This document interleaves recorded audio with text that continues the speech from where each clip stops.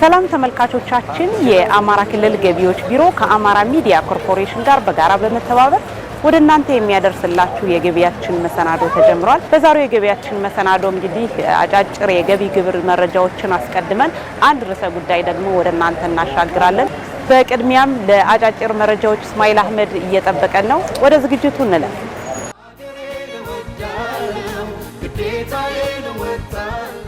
ጤና ይስጥልን ተመልካቾቻችን፣ ሳምንታዊ የገቢያችን መሰናዶ አጫጭር የገቢ ግብርን የተመለከቱ መረጃዎችን ወደ እናንተ የምናደርስበት ሰዓት ላይ እንገኛለን። ቀዳሚ ወዳደረግነው መረጃችን ስናልፍ ለአማራ ክልል ግብርና ምርምር ኢንስቲትዩት ሰራተኞች የግብር ትምህርት ስልጠና ተሰጠ። የመንግስት ሰራተኞች ስለ ግብር ምንነትና አስፈላጊነት ግንዛቤ ኑሯቸው ህገወጥነትን በመከላከል የቢሮውን ስራዎች እንዲያግዙ ለማድረግ ለአማራ ክልል ግብርና ምርምር ኢንስቲትዩት ሰራተኞች የግብር ትምህርትና ግንዛቤ ተሰጥቷል። መንግስት ለህዝብ የሚውሉ መሰረተ ልማቶችንና ሌሎች አገልግሎቶችን ማሟላት የሚችለው ግብር በመሰብሰብ መሆኑን የአማራ ክልል ግብርና ምርምር ኢንስቲትዩት ተቀዳሚ ምክትል ዳይሬክተር ዶክተር ሊቃውንት ይሄይስ ገልጸዋል።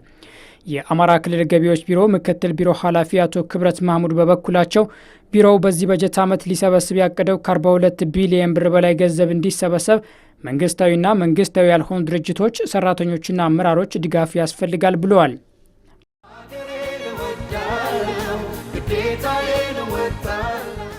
ለክልሉ ሰላም ልማትና ሁለንተናዊ እድገት የሚያስፈልገው የወጪ ፍላጎት ከዓመት ወደ ዓመት እየጨመረ በመምጣቱ በዚያው ልክ የገቢ አሰባሰቡ ማደግ ይኖርበታል። ይህን ታሳቢ በማድረግ በ2014 ዓ.ም ታቅዶ የነበረውን 30.5 ቢሊዮን ብር በ2015 በጀት ዓመት ወደ 42.84 ቢሊዮን ብር አሳድጎ እየሰራ ይገኛል። ታክስ መሰብሰብ በአንድ ተቋም ብቻ የሚሳካ ባለመሆኑ የሁሉንም ህብረተሰብ ርብርብ ይጠይቃል። የአማራ ክልል ገቢዎች ቢሮ ህብረተሰቡ የታክስ ምንነትንና አስፈላጊነትን ተረድቶ ግብር ከፋዩ በፈቃደኝነት እንዲከፍል ብሎም በታክስ ዙሪያ የሚስተዋሉ ህገወጥ አሰራሮችን ማስተካከል እንዲቻል በተለያዩ ተቋማት ለሚገኙ ሰራተኞች የታክስ ግንዛቤ ማስጨበጫ ትምህርት እየሰጠ ይገኛል። ስለሆነም መንግስታዊና መንግስታዊ ያልሆኑ ተቋማት እንዲሁም ማህበራት ሰራተኞቻችሁን የታክስ ግንዛቤ ማስጨበጫ ትምህርት እንዲማሩ ካስፈለገ በስልክ ቁጥር በ058 220 0947 ወይም በ058 220 5749 ደውላችሁ ቀጠሮ ማስያዝ የሚቻል መሆኑን የክልሉ ገቢዎች ቢሮ አስታውቋል። በመጨረሻም ማሳሰቢያ ለአማራ ክልል ገቢዎች ቢሮ ፌስቡክ ገጽ ተከታዮች በሙሉ ቢሮው ሲጠቀምበት የነበረው አማራ ሬቬኒው ቢሮ ፌስቡክ ገጽ ከህዳር 23 2015 ዓ.ም ጀምሮ ባልታወቀ ምክንያት ከተቋሙ ቁጥጥር ውጭ ሆኗል። ይሁን እንጂ ማንነታቸው ባልታወቁ ግለሰቦች ወይም ድርጅቶች አላስፈላጊ የድምፅና ምስል መረጃዎች ተጭኖ ተመልክተናል። ስለሆነም በአሁኑ ሰዓት የሚጫኑ መረጃዎች የተቋሙ አለመሆናቸውን እየገለጽን ላይክና ኮሜንት ባለማድረግ እንድትተባበሩን እንጠይቃለን። መረጃውን ከአማራ ክልል ገቢዎች ቢሮ ድረገጽ አግኝተነዋል። ተመልካቾች ከመረጃዎቹ ጋር እስማኤል አህመድ ነበርኩ። ከቀሪ የገቢያችን መሰናዶ ጋር መልካም ቆይታ። ከመረጃው መለስ ስንል ደግሞ እንግዲህ በዛሬው ፕሮግራማችን አንድ ርዕሰ ጉዳይ እናነሳለን። ይህ ርዕሰ ጉዳያችን ምንድነው? እንግዲህ ለገዛነው ዕቃ ደረሰኝ የመጠየቅ ባህላችን ምን ያክል ዳብሯል?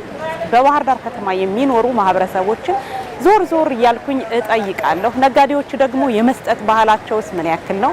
እነሱስ ይጠየቃሉ ወይም ደግሞ ሳይጠየቁ ይሰጣሉ ወይ የሚለውን አብረን እናያለን። እስከ ዝግጅታችን ፍጻሜ ድረስ ከኛ ጋር ሁኑ። መልካም ጊዜ ይሁንላችሁ።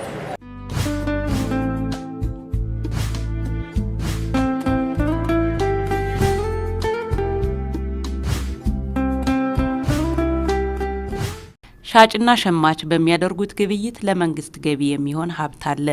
ይህ ሀብት ደግሞ መልሶ ለሻጭና ለሸማች እንዲሁም ለሌላው ማህበረሰብም አገልግሎት የሚሰጡ መሰረተ ልማቶች ይሰሩበታል። ለዚህ የግብር መሰብሰቢያ መንገድ ደግሞ ደረሰኝ አንዱ ነው። ከደረጃ ሀሌታ ውሃና ከደረጃ ለግብር ከፋዮች ለደንበኞች በሚሰጥ አገልግሎት ወደ መንግስት ገቢ የሚሆን ሀብት መሆኑን በፌዴራል የታክስ አስተዳደር አዋጅ ቁጥር 983/2008 አንቀጽ 19/3 ላይ እንደተመለከተው ማንኛውም የሂሳብ መዝገብ የመያዝ ግዴታ ያለበት ታክስ ከፋይ ለሚያከናውነው ግብይት ደረሰኝ የመስጠት ግዴታ አለበት በሚል ይደነግጋል። እንግዲህ ያው ገበያ ላይ ስንወጣ የምንፈልገውን ዕቃ ለመግዛት ነው የምንወጣውና ስንወጣ የምንገበየውን ዕቃ ዋጋ ከሻጩ ጋር ተነጋግረን ነው ምንገዛው ስንገዛው የሪሲት ጉዳይ ነው። እንግዲህ እንደማስበው ከሆነ የሪሲት ጉዳይ ነው። እንግዲህ የሪሲት ጉዳይ ደግሞ ብዙ ጊዜ አልፈነው ነው የምንሄደው። እቃው የኔ ከሆነ ብዙ ጊዜ እኔ በቃ ሪሲት አልቀበልም ብዬም አልፈው ነገር አለ። ግን አንዳንድ ጊዜ እየተጎዳን የመጣንበት ነገር አለ። ለምሳሌ ሞባይል ብገዛ ወይም ደግሞ ሌላ እቃ ብገዛ እና ቢሰበር ያንን እቃ ከገዛውበት ቦታ ሄጄ ጋራንቲ ኑሮት ዋራንቲ ኑሮት ቀይርልኝ ወይ ማሻሽልኝ ወይ ጠግንልኝ ለማለት መብቱና አቅሙ እንኳን የለን። ምክንያቱም ከኔ ያልገዛህም ስለሚል ሪሲቱ ስለሌለን በዚህ ጉዳይ የምንጎዳም ይመስለኛል። ግን አንድ ቦታ ላይ እቃ ለመግዛት ሄጄ ጎግል ላይ አውርጄው የእቃው ዋጋ ምን ያህል እንደሆነ ካረጋገጥኩ በኋላ ሄጄ በዛ ዋጋ ለመግዛት ስፈልግ ኖ ብሎኛል፣ በዚህ ዋጋ አልሸጥልህም ብሎኛል። እና አንዳንድ ጊዜ ነጋዴው ጨምሮም ምን ብሎም የሚሸጠው ነገር ዋራንቲ ቢኖረው እና ሪሲቱን ብንቀበለው፣ ምክንያቱም ተጭበርበረንም ከሆነ ለማወቅ ይረዳናል። አብዛኛው ጊዜ ከተማ ቦታ ብዙ ስላሳለፍኩኝ እኔ የስጠቀም ደረሰኝ ይሰጠኛል። ደረሰኝም ጠይቃለሁ። ሲጀምር ዋጋ ለማወቅ ግዴታ ደረሰኝ ታክስ መክፈል ስላለባቸው ደረሰኝ የምከፍለው እኔ 15% ግዴታ ታክስ አለው አይደል? ስለዚህ ማንኛውም ቦታ ላይ ደረሰኝ መጠየቅ ግዴታ ነው።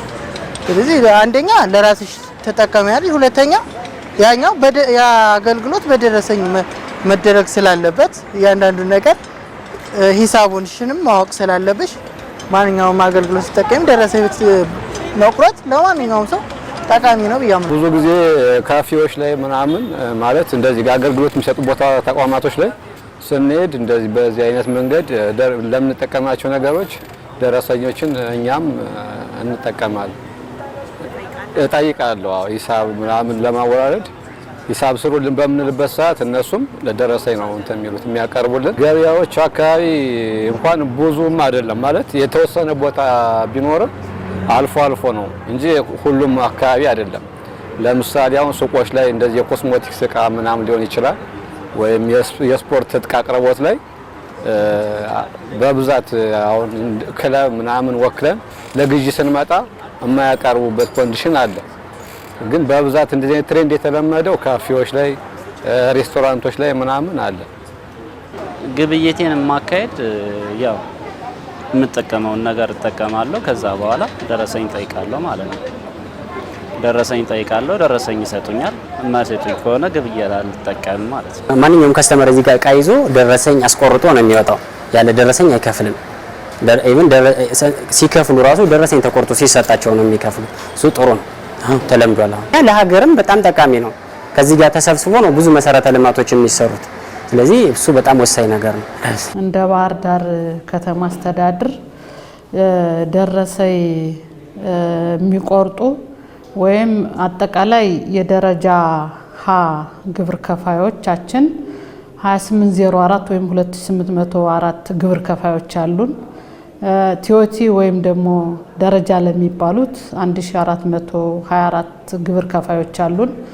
ከነዚህ ውስጥ ደረሰኝ የሚቆርጡና ልዩ ትኩረት የምናደርግባቸው በአዋጅ ቫትና ቲዮቲ እንዲቆርጡ የሚፈለጉ ወይም ደግሞ አዋጅ የፈቀደላቸው ግብር ከፋዮች ደረሰኝ የያዙ አጠቃላይ ቫትና ቲዮቲ ልዩ ትኩረት የምናደርግባቸው 1225 ግብር ከፋዮች አሉን። ሁሉንም እንከታተላቸዋለን። በአዋጅና በመመሪያ የተፈቀደላቸው በስድስቱም ክፍለ ከተማ የምንከታተላቸው 24 ብሎኮች አሉ። 24ቱም ብሎኮች ላይ ያሉ ደረጃ አለ፣ ደረጃ አለ፣ ደረጃ መሮህ አለ፣ ህገወጥ ነጋዴም አለ። እነዚህን ግብር ከፋዮች 46 የክትትል ባለሙያዎች ይከታተሏቸዋል። የመንግስትን አደራ ይዘው የሚቆርጡት ላይ ልዩ ትኩረት ይደረጋል።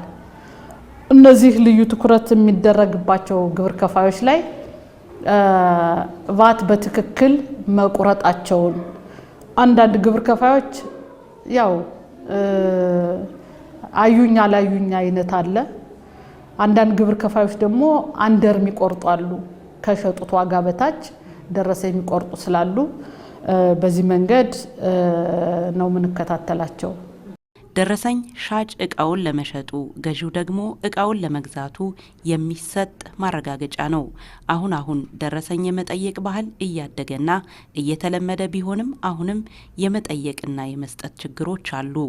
ብዙ ጊዜ አልጠይቅም እንዳልኩሽ ያው አልጠይቅም፣ ግን መጠየቁ በጣም አስፈላጊ እንደሆነ አምናለሁ። ምክንያቱም ኪሳራው የኛ ነው፣ ጉዳቱ የኛ ነው። ሁለተኛ ግብርም ስላለ ታክስም ስላለ የመጠየቁ ጉዳይ መንግስትንም ሊጠቅመው ስለሚችል በዚህ ጉዳይ ላይ የሚወራረድም ነገር ስላለ አስፈላጊ ነው ብዬ አምናለሁ። በእርግጥ ከእንግዲህ በኋላ በቀረኝ ጊዜ ያንን ነገር ማሻሻል እንዳለብኝ አምንበታለሁ። ረቱ እኔ ተቀብዬ ከመውጣት ውጪ ሌላ ማደርገው ነገር የለም። ላይክ ሲሰጡኝን እቀበላቸዋለሁ። ከዛ ያው እሄዳለሁ። ሙሉ ሆኜ ባልናገርም በደንብ አላውቀውም፣ ግን እንደሚመስለኝ አሁን እኔ ጓደኞቼ ምናምን ከሆነ ያን ያክል እንደዛ እንትን የለንም። ይሄ ደረሰኝ መጠየቅ እንጃ ፋሚሊዎቻችን ያውቃሉ ሞር ለዛ ነገር። ፐርሶናሊ ግን አሁን እኔ እና እኔ መሰሎች ብዙ ጊዜ እንደዛ ነገር ላይ አንጠይቅም። ተጠቀም እኔ አልጠይቅም። ነገር ግን ያው ተጠቃሚ ስንገባ የግድ ትልልቅ እንትኖች ካሉ የግድ ነው ደረሰኝ ቆርጦልሻል ማለት ነው። እኛ ባንጠይቅም እሱ ያው ቢዝነስ በተከፈለ ቁጥር ደረሰኝ ቆርጠው ይሰጡሻል። ደረሰኝ የመስጠት ባህሉ ትንሽ ያው ያን ፐርፌክት የሚባል አይደል። አንዳንድ ሰው የሚጠይቅሽ አለ። ያው የተወሰነ ደግሞ ዝም ብሎ ሰው ዋጋ ጠይቆ ነው እቃ የሚገዛ። ደረሰኝ የመጠየቅ ባህሉም ገና ነው። ሰው ያን ያህል የሚባል አይደል፣ ገና ነው። ሙሉ በሙሉ እንደዛ ነው ብዬ ለመናገር ይከብደኛል። ግን እዚህ ከተማ አካባቢ ያሉ ልጆች ምናምን እንደዚህ አይነት ነገር ይጠቀማሉ። ከሌላ ክፍለ ቦታ ከክፍለ ሀገር የሚመጡ ልጆች ግን በዛ ልክ ላይ ሆነ ይችላል ግንዛቤያቸው ጥለውት የመድ እንደዚህ የመቅደድ ምናምን ነገር ላይኖር ይችላል። ለማይጠይቁም አንዳንድ ግለሰቦች ይኖራሉ። እየተስፋ አደርጋለሁ። አሁን ግን ይሄ ነገር እየተለመደ የመጣ ነገር ነው። አብዛኛው ሰው ደረሰኝ የሚጠይቅ ይመስለኛል። ጀመረም ደረሰኝ መጠየቅ በጣም ተገቢ ነገር ነው፣ አስፈላጊም ስለሆነ ማህበረሰቡ ይሄን ተረድቶ ደረሰኝ እየጠየቀ ቢጠቀም ጠቃሚ ነው ብዬ አስባለሁ። ደረሰኝ ይጠይቃል አልፎ አልፎ አለ። በተለይ ወደ መንግስት ሰራተኛው ምናምን ያለ አይነት ህብረተሰብ ጠያቂ ነው፣ ይጠይቃል፣ እኛም እንሰጣለን። እኛ አይሰራም። አንደኛ እንደ አክሲዮን ማህበር ግዴታ ነው ደረሰኝ መቆረጥ አለበት። እሱ ነገር መታረም አለበት። ደረሰኝ ያው የቆየ ደረሰኝ አሁን አንዳንድ ከስተመሮች ዝም ብለው እቃቸውን ብቻ አስቆርጠው ገንዘብ ይዘው የሚወጡ አሉ። እሱ መሆን የለበትም። ከሸሮች ግዴታ ቆርጠው ለከስተመሩ መስጠት ባይፈልጉት እንኳን ቆርጠው መቅደድ አለባቸው። እሱ ከኛ ጋር አይሰራም፣ የተለመደ ነው። ከስተመሮችም ከኛ ጋር የሚገዙ ከስተመሮች ደረሰኝ ጠይቀው ነው የሚሄዱ። የገዛው ነገር ደረሰኝ መጠየቅ አለበት፣ ግዴታ ነው። እሱ ግዴታ ነው። ካሁን በፊት የደረሰኝ መቀበልና የመስጠት ባህላችን ትንሽ ችግር ያለበት ነው። በዚህ ልክ ታማኝ የሆኑ ግብር ከፋዮቻችን አሉ። ደረሰኝ ማንኛውንም ግብይት ሲፈጽሙ ደረሰኝ ቆርጠው ሳይጠየቁ የሚሰጡ በጣም ምስጉን የሆኑ ግብር ከፋዮቻችን እኛ ምንሸልማቸው ምናቃቸው ሀገርን የሚወዱ ባፍ ሳይሆን በትክክለኛ ማንነታቸውን የሚገልጹ ሀገርን የሚጠቅሙ ጥሩ ግብር ከፋዮቻችን አሉ። ከማህበረሰቡ ውስጥ ለሚገዛው ለሚያደርገው ግብይት አስቦ ተቆርቆሮ ሀገርን እጠቅማለሁ ብሎ ለሚያደርገው ግብይት ሁሉ ደረሰኝ የሚጠይቅ አለ። በዛው ልክ ደግሞ ቅድም እንዳልኩትኝ ደረሰኝ የመጠየቅ የመቀበል የመስጠት የገቢ ተቋሙ ብቻ ነው ብሎ የሚያስብ ማህበረሰብ አለ። ስለዚህ ሁላችንም ደረሰኝ ምንሰጥም ደረሰኝ መስጠት ግዴታ እንደሆነ ለተጠቀምንበት ደረሰኝ መጠየቅም ግዴታችን እንደሆነ አውቀን ሁላችንም ደረሰኝ መጠየቅ አለብን። የሚሰጠውም አካል ደረሰኝ መስጠት መቻል አለበት። በዓላት በመጣ ቁጥር ደግሞ የግብይት ሁኔታው ይጧጧፋል። በዚህ ወቅት ታዲያ በምን አገባይ ሳይሆን ለገዛነው ዕቃ ደረሰኝ በመቀበልና በጥንቃቄ በማስተዋል የገዛነው ዕቃ መሆኑን በማረጋገጥ ደረሰኙን መቀበል ተገቢነት አለው። በዓል ላይ አካባቢ በጣም ብዙ ነገሮች ማጭበርበርም ሊኖር ይችላል። ገበያ ላይ ብዙ ነገር ሊያጋጥም ይችላል። ስለዚህ ደረሰኝ አስፈላጊ ነገር ስለሆነ ማንኛውም ሰው ሂሳቡን አውቆ ለእንትን ለማለት ደረሰኝ የጠየቀ አገልግሎቱን ቢወስድ ጥሩ ነው። በዓል ሲመጣ በደረሰኝ ቢሆን በጣም ጥሩ ነው። ምክንያቱም አንዳንዶች የሚጨምሩበትም አለ የሚቀንሱትም ነገር አለ። ያም ሆነ ግን ደረሰኝ መውሰዱ በጣም አስፈላጊ ነው። በደረሰኝ ቢሆን ግብይቱ በጣም ጥሩ ነው ብዬ አስባለሁ። ሲጀመርም ድርጅታችን በደረሰኝ ነው ያለበትን ቦታ በተቻለ አቅም እኛ ለመስጠት አንዳንዴም ሳይጠይቁንም ቀደን የምንጥልበት መንገድ አለ። ያን ያህል እኛ ላይ የሚያስቸግር ነገር የለም። ገበያው ግን እስኪ እንግዲህ ወደፊት ያው የበዓል ገበያ ከሆነ ደግሞ ያው እኛ ተዘጋጅተናል፣ እቃም አለ። ደንበኞቻችንም ያው ኑ ነው እንግዲህ እና ጠይቁ ነው።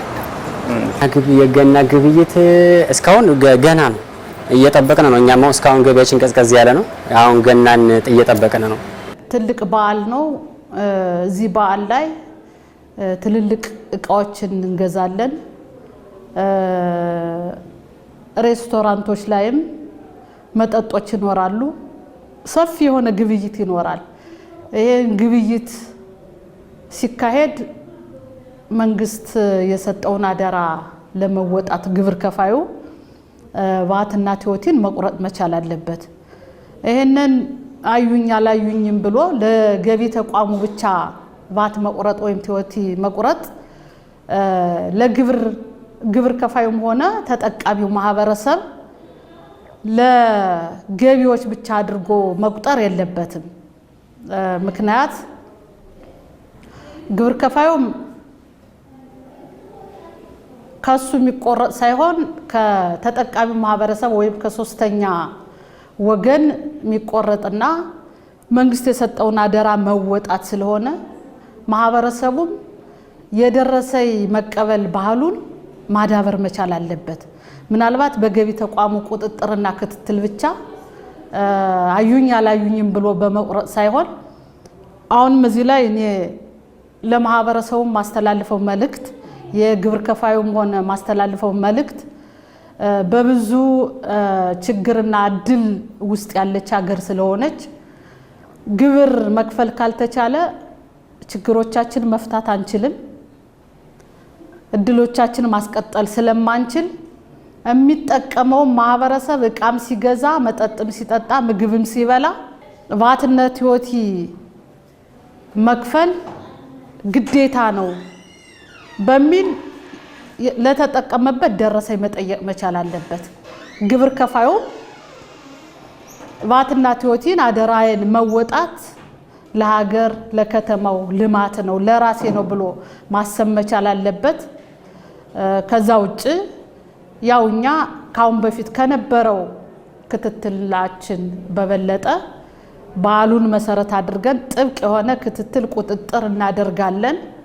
ይሄ መደባባቱ ስለማይጠቅም ግብር ከፋዩና ገቢ ተቋሙ አንድ ሆነን ተማምነን መስራት መቻል አለብን።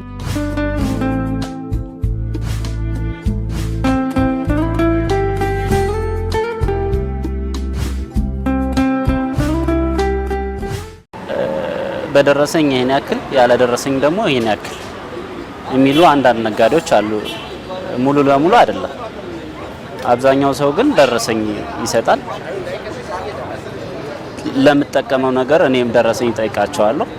ከዛ በኋላ ደረሰኝ አልሰጥም ካሉ ትቼው እሄዳለሁ ማለት ነው። ግብይቱ ሀገር ለማው የምታድገው እኮ በደረሰኝ ከሚሰበሰብ ገቢ ነው። እንደ ማህበረሰብ ስታየው ደግሞ አንዳንዴ በደረሰኝ ሲሆን ኦቨር ከእቃው ዋጋ በላይ ይጠይቁሻል ነጋዴዎች ማለት ነው። እና ያለ መክፈል ስትይ የግድ ያለ ደረሰኝ ትገዣለሽ። አንዳንዴ ይጋነናል ዋጋው። በደረሰኝ ሲሆን በጣም ይጋነናል። እንደዚህ ካፌ፣ ሬስቶራንት ምናምን ስትሄጂ ግን ኖርማሊ ደረሰኝ መጀመሪያ ካዘሽው ነገር ጋር ነው ደረሰኙ የሚቆረጥልሽ ቅድሚያ ማለት ነው። እና እንደዚህ አይነት ቦታ ላይ ችግር የለም። ሱቆች ላይ ምናምን መለዋወጫዎች ላይ የእንትን መሸጫዎች ላይ ግን እንደዚህ አይነት ችግር ይታያል። ግንዛቤ ፈጠራችን በየዘርፉ ግብር ከፋዩን በትናንሽ መድረኮች ግንዛቤ እንፈጥራለን። በብሮሸርም ግንዛቤ እንፈጥራለን። በሚዲያም እሁድ ግንዛቤ ይፈጠራል። ግን ግንዛቤ ፈጠራችን ላይ ብዙ ውጤት አምጠናል ለማለት እቸገራለሁ። ከባት ውጭ ከሆነ ወይም ደግሞ ደረሰኝ የማይጠይቅ ከሆነ እሸጥልሃለሁ፣ ደረሰኝ ከጠየቀኝ አልሸጥልህም የሚል ሁኔታዎች አሉ። ይሄ ምንድነው? ግብር ከፋዩን ከራሱ የሚቆረጥ አይደለም። ቫት የሚቆርጠው ከተጠቃሚው ነው። ከሚጠቀመው ማህበረሰብ ቫት 15% ቫት እና ቲዮቲን መንግስት የሰጠውን አደራ መወጣት ነው። ጥሩ የሆኑ ግብር ከፋዮች አሉ። አንዳንዱ ደግሞ ኃላፊነታቸውን የረሱ አሉ። ይሄ ደግሞ ምናልባት የኛ የግንዛቤ ፈጠራ ስራችን ውጤታማ ነው ለማለት የሚያስቸግር ስለሆነ ቀጣይ ስራ የሚጠይቅ ይሆናል ብዬ አስባለሁ።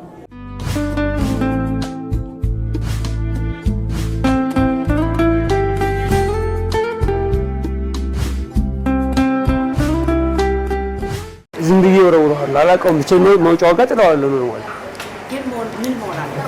አይ ትክክለኛው ከሆነ ማየት ነበረብኝ። የከፈልኩት ገንዘብ ኢቭኒት ምን ያክል ነው ታክሱ፣ መንግስት ምን ያክል ገበያ ያው ማየት ነበረብኝ። ግን ይሄን ነገር እንታለበት እኔ አለ ከገዛሁት ጋር ከተጽፎበት ስለነበር እዛ ላይ የተሰጠኝም ትክክል ነው። እኛ እንትን ብዙም አዳፕት ላናደርግ ስለምንችል ምናልባት በየሱፐር ማርኬት ወር በየንግድ ቦታ የሚሰሩ ሰዎች ላይክ ሰው እንዲለምድ መስጠት አይደል? ደረሰኝ ተቀበሉ ራሳቸው ብለው ምክንያቱም ሰው ስላለመደ ብዙ ሰው እነሱ ግን ወይሰጡ ሰው የመልመድ ነገር ያመጣል። አናይም፣ ብዙ ጊዜ አናይም፣ አያይም ብዙ 3 4 5 ሆነን ተጠቅመን ሪሲቱን አናየውም። ያው ከፍለን ምን ወጣበት ጊዜ አለ። ምናየው የምንከፍለውን ሪሲት ብቻ ነው።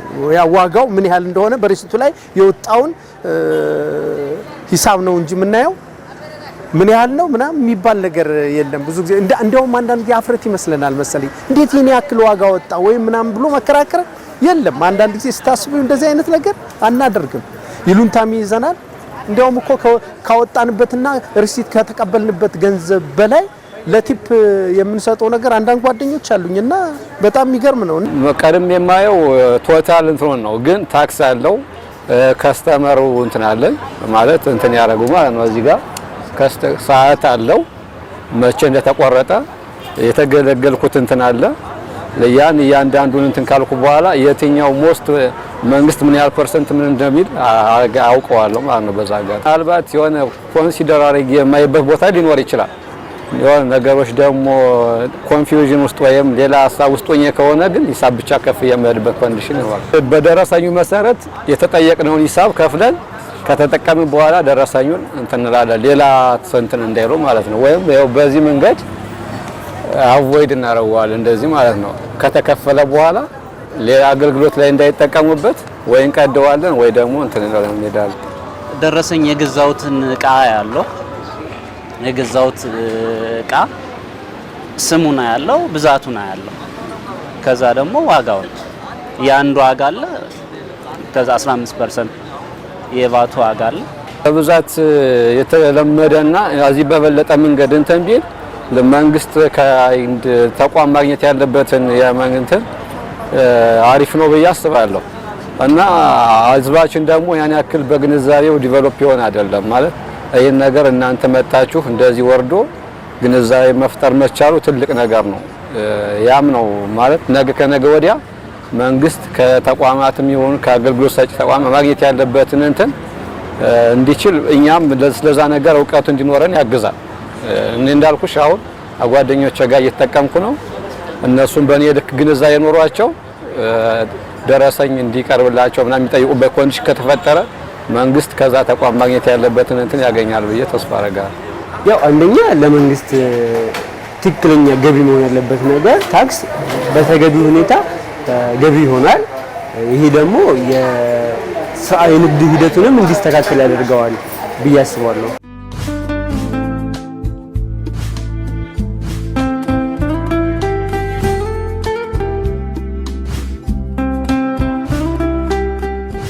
ምን ያደርግልኛል ደረሰኙ የሚል ሰው አለ። ግን ቢያንስ ከዛ ሰውዬ ኪስ ከነጋዴው ኪስ ነው የሚገባ። ያ ደረሰኝ አልተቆረጠው፣ ግን ደረሰኝ ቢቆረጥ ግን ለሀገር ገቢ ነው። መንገድ የሚሰራ ህንጻው የሚሰራ የመንግስት ሰራተኛ ደሞዝ የሚከፈል ከዛ ደረሰኝ ነው ብዬ አምናለሁ። እኔ በግሌ ማለት ነው። በግሌ ሳላስቆርጥ ምንም ነገር አላደርግም።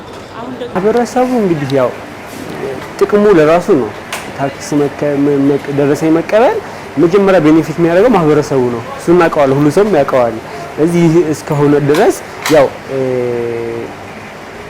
መልመድ ነው። እንትን ማለት ማስለመድ አለ አይደል? ባንዴ እንትን ነው ማናድግም፣ ባንዴ የሆነ አዲስ ባህል እናመጣለን። ቀስ በቀስ ግን መለማመድ እንደዚህ ነገር ለኛም ለማህበረሰቡ ለሀገራችንም ጥቅም ነው። ጥቅም አለው ብዬ ነው የማስበው። አንደኛው ጥቅም ለራሱ ነው ለገዢው። ምክንያቱም የሚጠቀመው ነገር ምን ያህል ላይና ታች ሆነ የሚለውን ነገርና ችግር በፈጠረው ጊዜ በፐርሰናሊ ችግር በፈጠረበት ጊዜ የወሰደው እቃ እንዲጠገንለት ወይም ደግሞ ኃላፊነት እንዲወሰድለት ለማድረግ የሚጠቀምበት ነገር ይጠቀማል። ሁለተኛው ደግሞ ምንድነው ይሄ ነገር የታክስ ግብር አለው፣ ልማትም ነው፣ ለመንግስትም በጣም ጠቃሚ ነው፣ ለሀገራችንም በጣም ጠቃሚ ነውና ይሄን ነገር በትክክል መጠቀሙ በነጋዴው ዓለም ላይ ለመንግስት የሚሰጠውን እንትን በጣም ይጠቅመዋል ብዬ ነው ማስበው እና ይሄን ነገር ማድረግ በጣም አስፈላጊ ነው። በሁለት አይደለም፣ ለራሳችንም ለሀገራችን ጠያቂ መሆን ያስፈልጋል። ሂሳብ ሲከፍል ደረሰኝ አቅርቡልኝ ብሎ መጠየቅ ቢኖር ይሄ ቢለመድ ትሬንድ አሪፍ ነው ብዬ አስባለሁ። ማለት ማህበረሰቡ ደረሰኝ ሲጠቀም የተሻለ ገቢ ይገኛል። ያ ገቢ ደግሞ መንግስት ከዚህ በሚያገኛቸው እያንዳንዱ እንትን መሰረተ ልማቶች ለህዝብ አገልግሎት የሚውሉ ታላላቅ እንትኖች በዚህ ገቢ ቢውልድ ማድረግ ይቻላል ብዬ ነው ማስበው። ሁሉም መንግስት ተቆጣጥሮ ሁሉን ነገር በየሱቁ በየሱፐርማርኬቱ ተቆጣጥሮ አይችልም። ምክንያቱም ለአንድ ሱቅ አንድ ግለሰብ መመደብ አለብሽ ማለት ነው። ያ ደግሞ ከሚገባው ገቢ በላይ ወጪ አለ እና እኔ ለህዝቡ ማስተላልፈው መልእክት ምን መሰለሽ፣ ደረሰኝ እንዲጠይቁ አላግባብ ዋጋ ጭማሪ የሚያደርጉ አካላትን ለመንግስት ጥቆማ ማቅረብ ይቻላል እንደኔ ማለት ነው እንጂ ነጋዴዎች ያለ ደረሰኝ ግብይት መፈጸም ያለባቸውም ህዝቡ ደረሰኝ መጠየቅ እንዳለበት ይሄ ልምድ ሆኖ እንዲቀጥል ነው ፈልገን።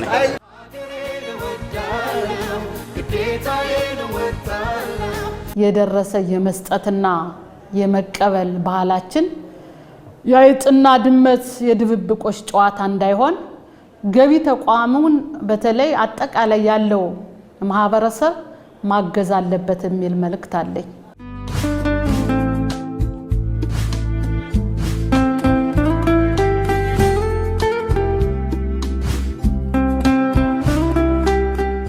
ተመልካቾቻችን ቀደም ሲል ወደ እናንተ ያደረስንላችሁ የዛሬው የገቢያችን መሰናዶ እንግዲህ በአጫጭር የገቢ ግብር መረጃዎች ጀምረን ስንሻገር ደግሞ ደረሰኝ መቀበልና መስጠትን የተመለከተ ነበር። እንግዲህ የማህበረሰቡ ግንዛቤ ምን ያክል አድጓል ስንል በተለያዩ ቦታዎች ተንቀሳቅሰን ሀሳብ አስተያየታቸውን ሰበሰብነ። ይህንን ደግሞ ወደ እናንተ አደረስነ። ይህንን ዝግጅት ወደ እናንተ ያደረስኩላችሁ ሳዲያ አብዲ ነበር። በካሜራ በኩሉ ደግሞ አዝመራው ሞገስ ነበር። ሳምንት ሌሎች ዝግጅቶችን አዘጋጅቼ ወደ እናንተ አቀርባለሁ። ሰላም።